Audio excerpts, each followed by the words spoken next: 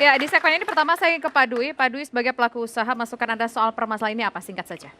Jadi kalau singkat saya sebelum memberikan kata-kata singkat saya akan menanggapi Pak Derajat. Jadi kalau memang Pak Derajat seperti dengan Pak Joni tadi, ada pengusaha yang nakal, sudah ada jelas di Makassar dan laporin aja.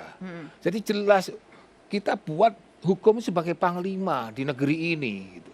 Jadi jangan pakai. Jadi saya juga sebagai pengusaha itu lelah kalau dipolitisir semua gini.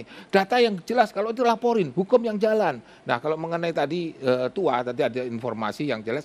Jadi pabrik-pabrik itu juga sudah beda, bukan zaman Belanda dulu. Sudah nggak ada mesin uap lagi, semua sudah elektrik. Memang perlu direvitalisasi bagian-bagian tertentu.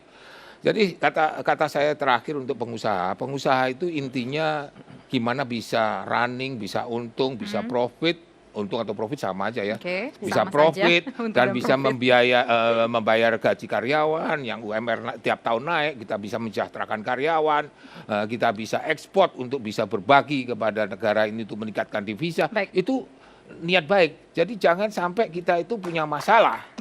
Punya masalah tapi jangan dipermasalahkan, apalagi dipolitisir, capek kita. Oke, baik. Kita yang penting petani, rakyat sejahtera hidupnya, pengusaha sejahtera, semua sejahtera, negara bisa maju, negara bisa mendapatkan pengajian pajak, semuanya. Ya, Pak, ya? Jadi semuanya, jangan sepihak aja ini salah, ini masalah, capek kita. Oke, baik. Terima kasih Pak Dwi. Selanjutnya saya ke Pak Derajat sebagai closing statement. Ya, Pak, sebelumnya koreksi saja, saya nggak pernah menyebut Makassar, saya menyebut Sulawesi. Kalau jadi Makassar saya nggak tahu kenapa.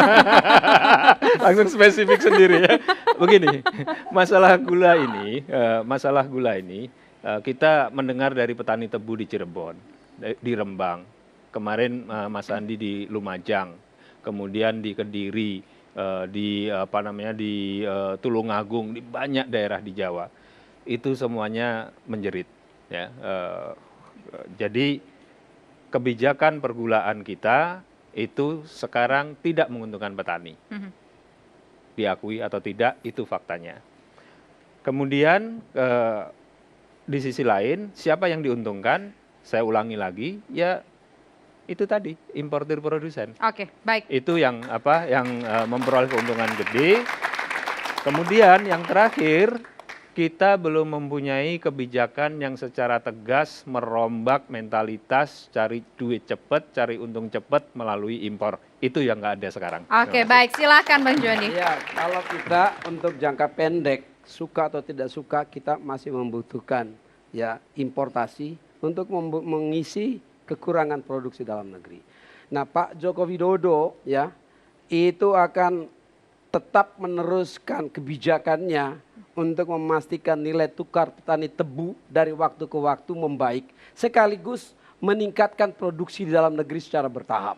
Nah, untuk itu maka tentu diharapkan bersama-sama ya kita awasi bagi importir gula yang diberikan tugas juga untuk menanam dan membuka lahan-lahan tebu di dalam negeri dalam rangka meningkatkan produksi dalam negeri, itu harus diawasi agar itu dilakukan dengan benar. Dari sisi kebijakan presiden, ya, kami memberikan dukungan pada presiden untuk memastikan ada peningkatan produksi dalam negeri sekaligus ya menaikkan dan meningkatkan nilai tukar petani tebu. Oke, baik. Terima kasih Bang Joni. Silakan Bang Rizal. Kalau memang tidak ada artificial scarcity, kelangkaan yang diada-adakan, gula petani pasti laku. Kenyataannya kan gula petani nggak laku, atau harganya jatuh sama sekali. Jadi artificial scarcity itulah sumber rente yang terjadi. Nah, menurut saya, hemat saya, ini pelajaran yang berharga. Antara misi, strategi, kebijakan, dan personil itu harus konsisten.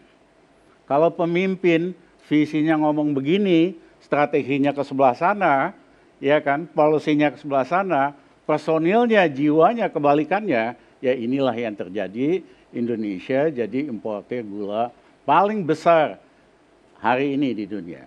Nah, padahal kita tentu memiliki berbagai potensi untuk bisa jadi justru produsen gula paling besar di dunia karena cuaca dan sebagainya. Nah sayangnya ininya nggak jalan fungsi Menko. Masalah import ini kan dari zaman Pak Harto, ya kan? Biasanya ada kecenderungan kelembagaan. Kalau Bulog itu selalu maunya import. Departemen Perdagangan selalu maunya import. Baik. Departemen Pertanian sebaliknya selalu mengatakan produksi lebih segini, Baik. karena budgetnya tergantung.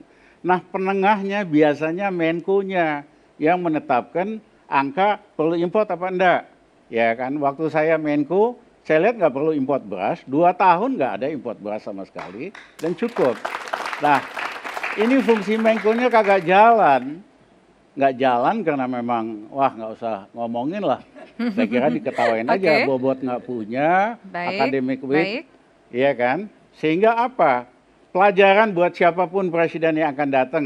Kalau ngomong visi ini, harap strategi konsisten, policy konsisten, personel konsisten. Oke. Karena kalau nggak visi ke kiri, tindakan ke kanan, kebijakan ke kanan, ya kan, hanya menguntungkan sebagian kecil, yaitu pencari rente ini dan bukan rakyat Indonesia. Oke, Ditambah- baik. Terima kasih Bang Rizal. Harus berani terhadap satu grup yang Baik, selama ini baik. diketahui paling Baik, banyak main waktu gula. kita sudah habis Bapak-Bapak. Sayang sekali waktu kita untuk berdiskusi sudah habis. Terima kasih Bang Rizal, terima kasih Pak Derajat, terima kasih Pak Dwi, dan terima kasih juga Bang Joni Plate sudah bersama kami di Indonesia Business Forum. Dan pemirsa, demikian kebersamaan kita dalam Indonesia Business Forum kali ini. Saya Tisa Noveni undur diri. Terima kasih, selamat malam dan sampai jumpa.